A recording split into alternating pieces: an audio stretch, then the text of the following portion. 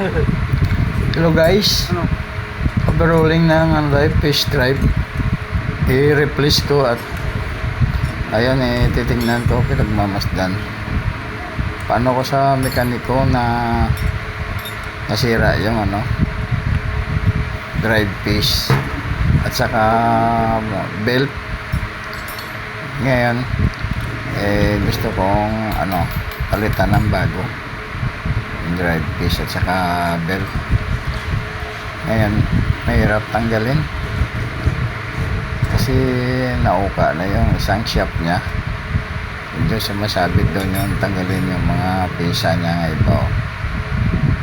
Nawala yung glue washer at saka yung washer na isa.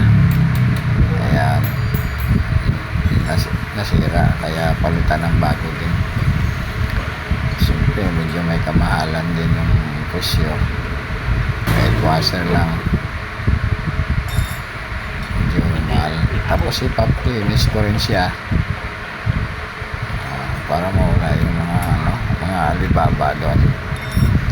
Kasi nakakataon talagang masira kasi nga ganyan talaga sa mga gamit nga basta ginagamit talagang masisira, kaya ipaayos ko naman.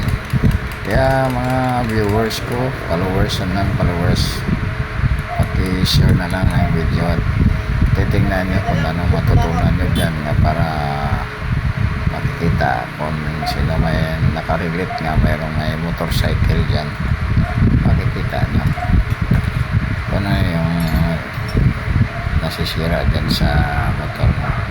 Kasi mostly uso talaga yung motor ngayon, kahit sino mayroong motor po. Ayan, ginamitan ng bolero. Medyo may isang bakal na nakausli doon sa shaft nga, sumasabit yung isang pisa na yan. Hindi ko nga alam kung anong tawag yan.